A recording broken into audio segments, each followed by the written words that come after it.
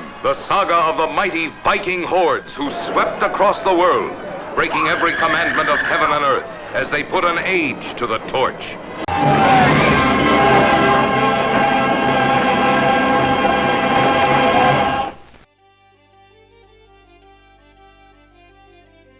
Vikings have always been in and out of mainstream popularity. We got some classic features back in the 50s. If we go even further back, Beowulf is considered the first European vernacular epic.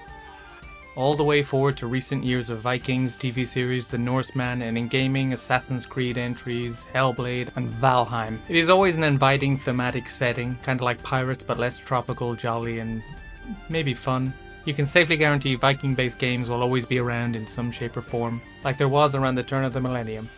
Rune, developed by Human Head Studios in 2000, is a third-person action-adventure game where you play as a youngish Viking warrior who has to save the world from the wrath of Ragnarok, which in Nordic mythology is something of an apocalyptic event where the gods and mythological characters wipe themselves and all of the earth completely out. In Rune, the story focuses on the build-up to Ragnarok, where the gods Odin and Loki are going head-to-head with impending catastrophic results for everything else. As the player, you will be guided by gods through vast scenery while Loki throws all manners of evil at you. Zombies, fish, zombie fish, people, other Vikings. Defeat evil by grabbing bigger and subsequently even bigger weapons until Ragnarok is prevented and Earth's future is assured. I have distinct memories of the PC box art for Rune on shelves in my local game. That helmet-clad berserker now looking not unlike the Dragonborn who would show up 11 years later. I love this cover, it's super simple and yet always stood out to me. Something about how little we see of our protagonist. Either because I couldn't afford it or because I chose something else. Let's see, this was 2000, so 2000 PC games. I probably bought Soldier of Fortune or Unreal Tournament, Opposing Force, AVP, oh man, good times. I did however play the demo, because that shipped along with some gaming magazine at the time, probably PC Gamer. I played that demo over and over, just letting those runic Nordic vibes seep into my bones, and I couldn't think of anything else quite like Rune's looking adult gory concept at the time. So a year or two later I finally got it. I wish I had the forethought to have kept my gaming boxes or even cases from back then, because I'd always had Rune up on my shelf proudly displayed. A slight detour now as we talk about Raven Software, a fascinating studio making all-time classic games like Hexen and Soldier of Fortune. Ted Halstead and Shane Gurno had the first thoughts of Rune while working there in Raven, and eventually left and formed Human Head Studios. At first they were not working on Rune but a sequel to Daikatana. By the way, I really enjoy Daikatana, please don't hurt me, it's true, it's a good game. I think it needs to be remastered, okay. Probably drop that now, it's not a joke. I can't leave without my buddy Superfly. Daikatana was not received warmly, is probably quite famous now, and this sequel fell through. And Halstead and Gurno started thinking of a Norse mythology game once again, using the Unreal Engine that they've become familiar with. And now, with their new systems to the engine, including skeletal animation and new particle effects, they went about creating Rune as a third-person game, as a break from the standard Unreal Engine first-person fare. And a few years of development later, Rune released in 2000 to pretty good praise. So now, 20 plus years later, I return to Rune with the classic version widely available on Steam and GOG. Is it something of a hidden gem? Let's see how the game holds up. If you've watched previous videos on my channel, you know the drill. I'm gonna meander through the game in small clips, explain the plot as it happens, and bring up some engaging points in gameplay, yada yada. Skip the boring bits and show you the funnies and the cool stuff. Rune begins with a camera swooping and encircling our Vikings in Wotankeld, having a discussion on a rune-laden island. Our character Ragnar is praised by the village elder. We are told about our past war efforts and how we have proven ourselves. We raise our sword in declaration to defend the rune stone in the village as a member of the Odin's Blade, these being the god Odin's chosen warriors. Too early to discuss the graphics yet, but these cozy polygonal people really give me good vibes. Every time I start up Rune, I spend the first while wandering around the settlement trying to figure out where to go. I always drop by the local forester, see what he's up to. I'm a lumberjack and I'm okay. I sleep all night and I work all day. I have no idea where I'm going. I never do. After enough circling and talking to people and a pint or two, I finally find the weaponsmith hut to get training with how weaponry and combat works in Rune. Essentially, there are 3 weapons we will always find in the world of Rune. Axes, maces and swords, each with unique benefits, and when we have enough runic power, which is the bar on the right hand side of the screen in yellow, you will be able to get a small buff from each of the different weapons, depending on type. That's more later on in the game though. First we enter a mini arena where we get our first taste of fighting against the local war hero.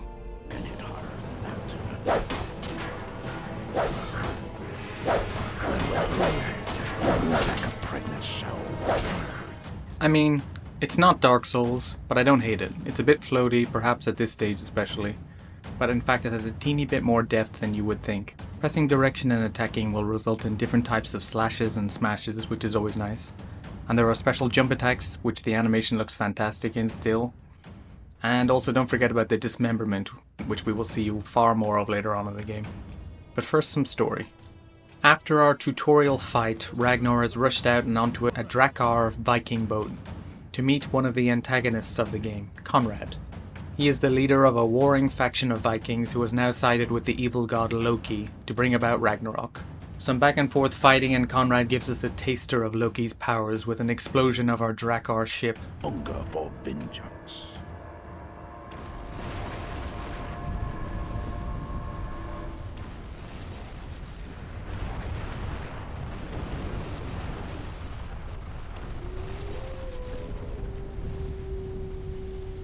It breaks apart and the Viking team falls into a watery grave.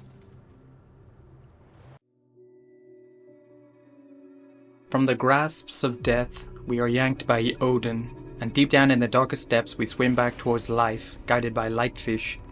And oh god, this is a flashback.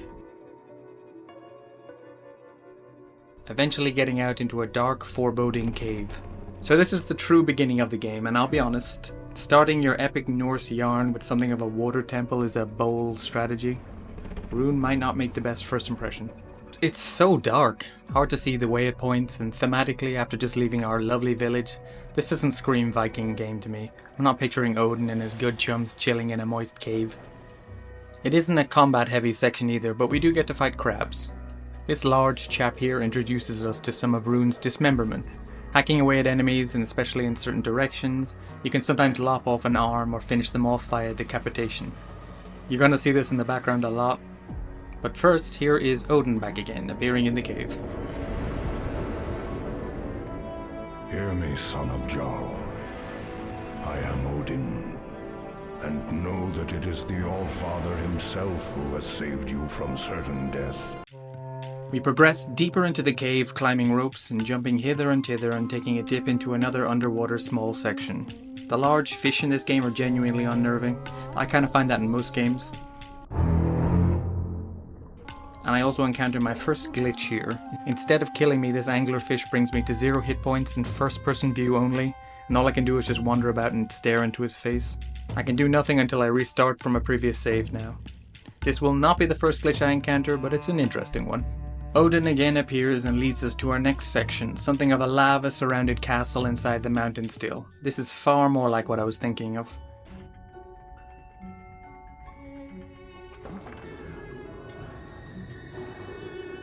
Side note for this section, if you see windows around the gameplay and resolution changes, this was because my graphics card freaked out at this point.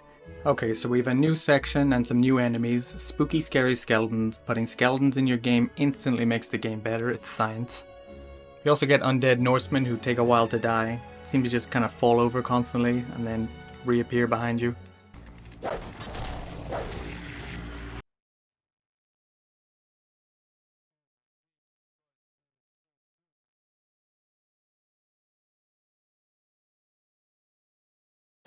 Rooms and traps are definitely getting more interesting. I rock climb here to get to higher ground and suddenly lava is rising up beneath my feet. Or how about here where we enter a trap gauntlet of corridors, flames, wall crushing. It's a lot of trial and error, death and restarting, maybe a bit of quick saving. I mean, what? These bubbling cauldrons of green are foreshadowing later Loki interference on Earth. Keep an eye on these. Some top-notch skelly work here. Again, I mean, skeletons make everything better, they really do. Flames and lava are definitely a big theme of this section. Most walls seem to have some kind of ignition belching out of them to sear your skin off, or enemies as well, so you can lure them into it.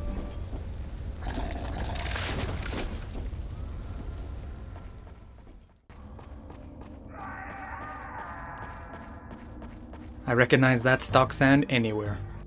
There seems to be an orange fire glow from outside and several sections have us platforming right around magma or lava.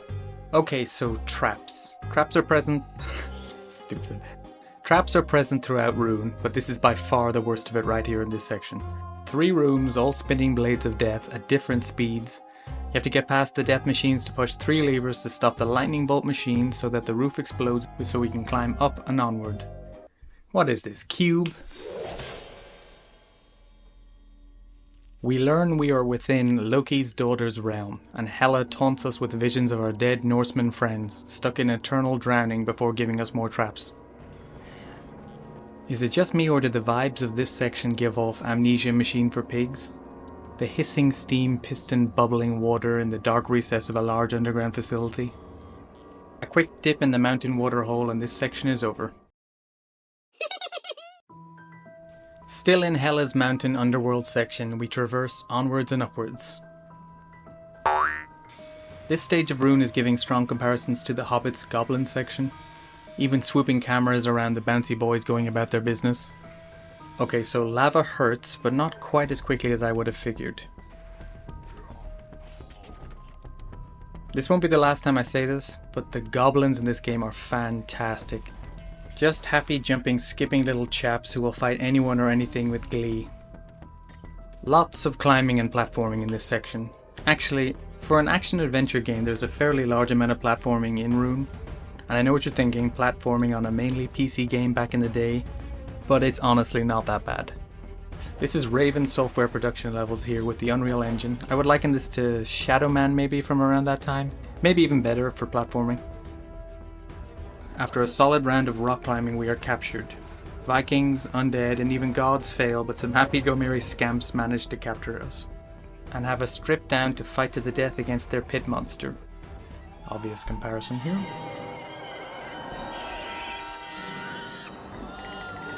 Not the toughest fight, but I love the aesthetics here. A big arena fight is one of my favorite gaming tropes.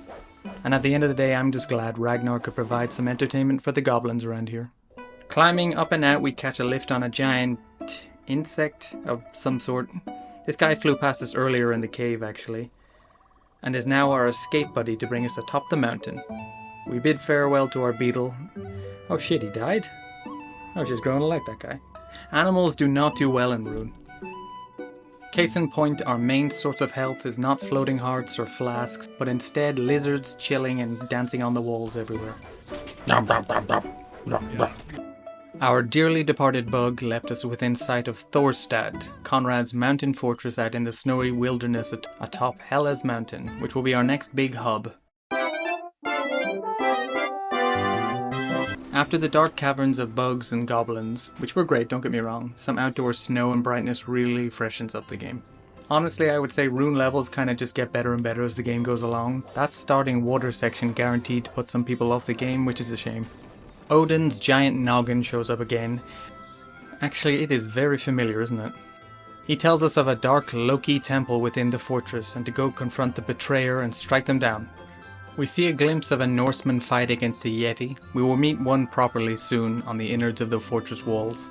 And check out this frost giant, some really fantastic enemy designs here, beautiful chunky beardy bastards. The jumping attack is without doubt my favourite animation and way of killing the enemies in the game. The standard hacking and slashing animations vary from fine to what are you doing Ragnar, but this leap, spin and swish is beautiful. You can also see some of the runic power abilities more at this point. In this case a large magic shield to reduce incoming damage. Others include freezing, speeding you up, becoming a thrown weapon with multiple magical ammo. It's a fantastic combat variance to shake things up, except that the runic power level is based on what you pick up, and it's a bit scarce at times. This should be a build up and use combo meter in my opinion. Smack, smack, smack and get some runic power and then spend it. Within the fortress outskirts it does get very dark inside rooms, showcasing the dynamic lighting used by holding torches for certain sections. If you don't have this turned on in the menu though, you will just get lost in the dark no matter what you're holding in your hand. Aha, there you are. This chained Yeti is tormented by Conrad's soldiers inside. Enter Ragnar, savior of the wild beast. Thank you very much. And as a reward we get our first two-handed weapon. Always my go-to in gaming, a two-handed sword or mace or axe is just aesthetically incredible to me. My go-to classes in World of Warcraft, for example, use this. Cloud back in the day looked badass. The stupidly bigger the weapon, the better. Berserk too. Okay, I could just keep going on. Looks a bit like Requiem, which looks a bit like... We make our way through the cozy Viking castle town, but evilness is definitely afoot as we get closer to Loki's temple. Crucified Nords dot the outer sections and moan out loud. Oh yeah, the combat is really coming together for me here now. The new weapon with the new runic powers, bigger sections with more bigger scary enemies to test your mettle against. This is what I envisioned when I saw the back of the box. You know what else is awesome I haven't talked about? So as you have seen, people can be disarmed literally, and well, all the bits and bobs of people's remains can be picked up and used as weaponry. So you can pick up people's heads and throw them back at them, or beat people to death with their own arms. How many games can do that still? Loki's temple is adorned with green motifs. Again, the liquid foreshadowing his army preparation later in the game. We sneakily infiltrate the worship building and overhear Conrad and his most loyal Sigurd arguing about Loki's true intentions and how corruption will overtake them. With that, Conrad showcases some of Loki's fallen enhanced army who decimate Sigurd for disobedience. Dying, Sigurd tells Ragnar we are the last Odin's Blade, the highest of Odin's warriors still alive. Breaking out of the fortress, we progress through the mountain cliff edges on our epic journey to catch Conrad. Yeah, this section was rough.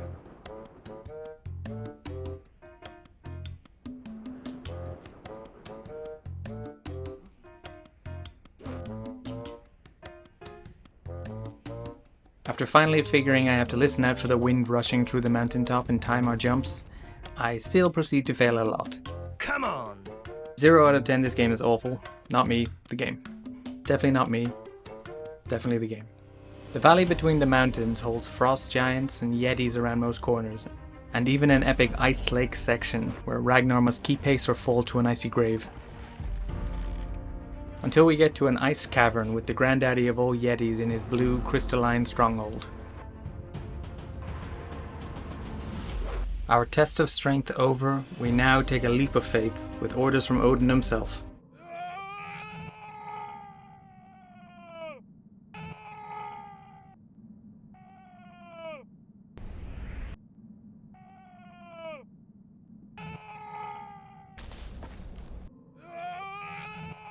Falling down, we end up in a snowy cabin in Dwarven territory. And my axe. Rune's dwarves are a little different than your standard short beards on legs. Here they are purple, very stout, and speak in a bizarre language. Though the standard of them being excellent miners and weaponsmiths remains the same. We get a nice transmog change, including finally our horned helmet for maximum Vikingness, just like the game cover. A quick chill in our mountain ski lodge, and we have to move on to break into the Dwarven Operations Stronghold. Dwarves themselves are the same to fight as most other enemies in this game. They have a ton of armor on, as is the way with dwarves. Maybe because our weapons at this stage are monstrous two-handed bludgeons, but they kinda end up squished just like the rest. This is especially true when your Bloodlust bar tops out, which is the big red bar beneath Ragnar. You can pick up runes, or even just by fighting, this will fill up and eventually you berserk. You now hit harder and faster until it peters out. Hard to time perfectly for fights, but great fun when it works out. Also, did you know you can dodge in Rune? You have to turn it on in the menu and double tap a direction to frogger your way around. I wouldn't recommend this, it's a bit clumsy and awkward, but kinda cool to see. Swimming through streams in the Dwarven infrastructure, we come across a windmill powering up mechanical innards. Around the year 2000, game sections where you broke free from tight corridors to large outside areas with a bit of room to breathe was a great feeling. Think Unreal's big world reveal. It's quaint nowadays, but even on the replay of this game, a smile came across my face when I went around this corner to see the large structure. When in doubt, think like Tomb Raider and climb upwards. Wise words for this game. Pull some switches and the sails slow down, so now we can grab on and move up. Behind the large windmill, we lower into more backroom facility sections, even going through a pipe where I half expect to bump into some xenomorphs. Otherwise, our Dwarven section is strewn with steam traps, levers, and treadmills? I'm no engineer, but these dwarves look like their technology has advanced a little past hamster wheel power. Maybe it's a humiliation method for lower employees. Taking down the treadmills causes an overloading process, which brings out a mini-boss via an elevator. Pretty easy machine fight against a mech dwarf. Really nice design, but this guy drops way too quickly. After this mini fight, Odin appears and disclaims his annoyance in the dwarven joining Loki and supplying him with weaponry. We must wreak some vengeance in our god's name. Odin moves some rubble around to help us move on to the final area where we take down the dwarven king. I'm fairly certain in Norse mythology, giant mecha dwarfs puppeteered by portal magic is not really a thing, but it's a nice change of pace in the fighting. Probably the most unique boss.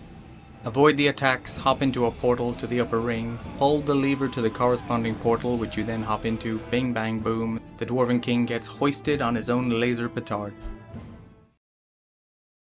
Surprise! Our big fight against Loki's ultimate army is coming soon. They have made ground and are closing in on our Viking village in Midgard, and the last remaining rune stone. So yeah, runes basically seem to act as communication devices and allow Odin's power over the land to defend the good. It is kind of vague in the game, but if Loki takes them all out, Ragnarok is all but assured. So let's make haste back and save our kin. Just as we head back on the road to returning to the start of the game, goblins are there to delay our progress.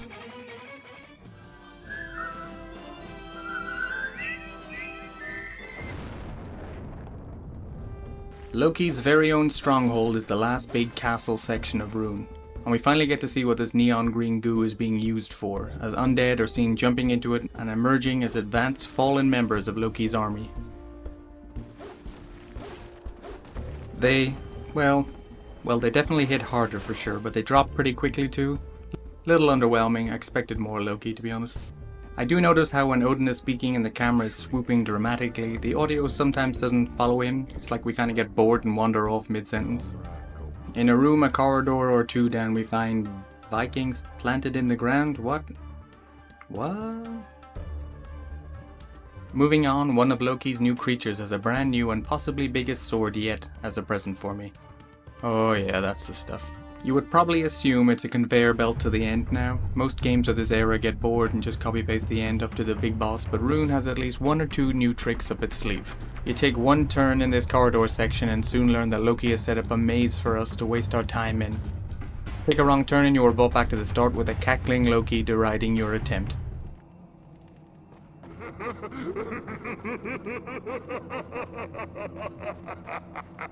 Make your way to the portal eventually and you progress to a warped version of the maze. I enjoyed this part. Loki messing with reality makes sense. It's not challenging, it's trial and error, but it gives me vibes of American McGee's Alice. More of Loki's mischievousness in the game would have been awesome to see. I'm just noticing in editing how much Loki looks like Jamiroquai. We have finally made it through to Conrad. It's time to take them and his fallen elites on in an ooey gooey cave fight. After some innuendo, the fight is on. A few fallen come at us first, before the main course. Good lord, Conrad is a bit weak.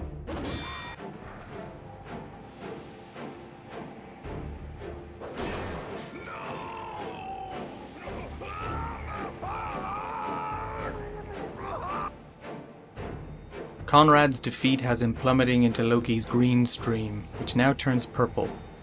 Oh, it's Loki's blood, turning Hell's army into beastly fallen. Took me this long to get that. Conrad emerges now buffed to the max as the ultimate fallen creature, but instead of fighting us, he buggers off towards Midgard to destroy the runestone once and for all. How can we possibly take him on? I honestly just wandered around this stage trying to jump out or find a lever or a secret way out, until I accidentally fell into the river.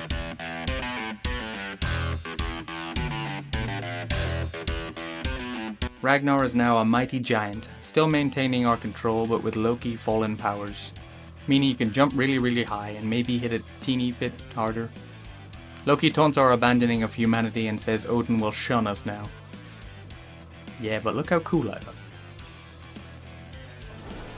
Back outside, we race back to save our runestone and our people, leaping entire canyons in one bound.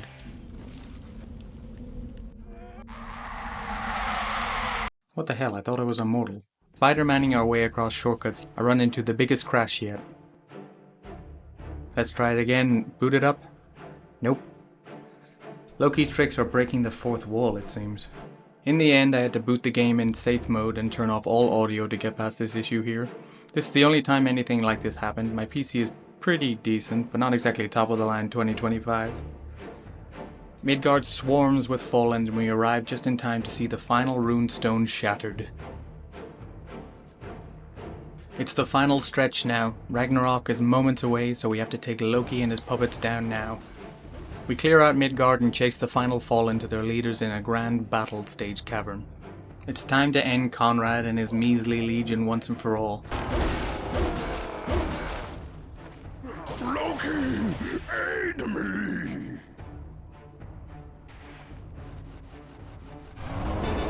One of these days I will cover a game with a satisfying and challenging end boss fight. Today is not that day though. Conrad dies very easily. Odin appears again and congratulates us, but also warns it ain't over. Obvious nod to upcoming expansion packs.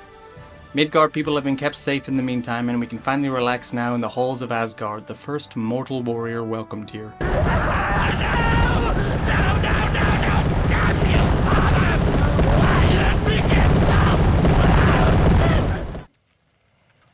What an eccentric performance. He opens a fancy rune portal which we step into to travel to the Bifrost in Asgard.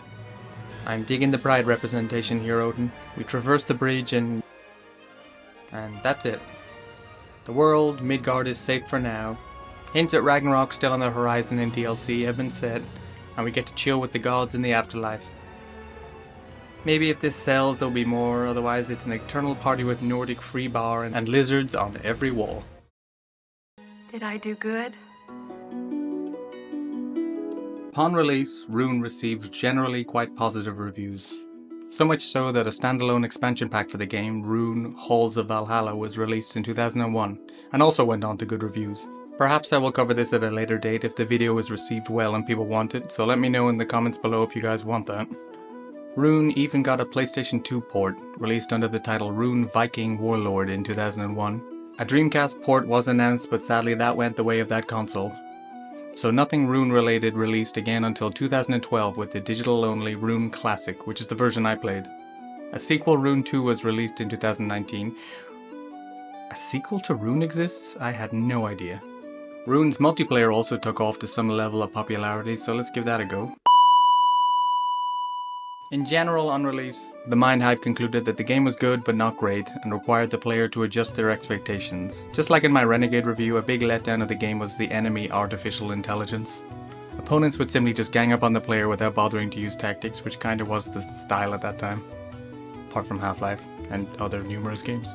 A lot of love was given to the graphics though, especially the crisp textures and the detailed limb hacking and jibbifying was received well, as it should be. The game was nominated for Action Game of the Year award at the CNET Game Center Computer Awards in 2000, which went to MechWarriors 4 Vengeance. Look out! Get out of the hangar! I don't know why they are in the same category, but whatever. So after all that, is Rune a hidden gem? I really enjoyed my time going through Rune. It is a slow start. That early section in the water area is very off-putting. But once you get a hacking and a slashing, the game really doesn't let up. Some may find it repetitive, but that's just like criticizing an FPS game for going from room to room shooting. Kinda is the point in a lot of cases. I was never bored. The story was presented well enough I could follow it and vaguely care about the outcome.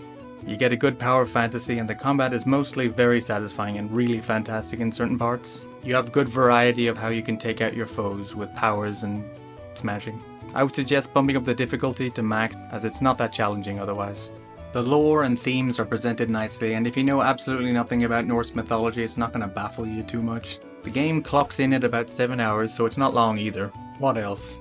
I mean, the dismemberment alone makes it worth it, and it's like $3 at most. You cannot go wrong for that price. Check it out if you love games from around the 2000s aesthetics, gore, and that Viking theme. If any of these interest you, you can't go wrong. Phew, so thanks to anyone lasting this long into the video. This was a really fun one to make. Never dreaded getting back to recording gameplay footage, which has happened in the past. If you can comment or like or share or anything below, that really makes a huge difference. I make weekly videos on retro games and upcoming stuff, along with shorts and demos and all kinds of things planned. I hope you have a great day and I will see you next time.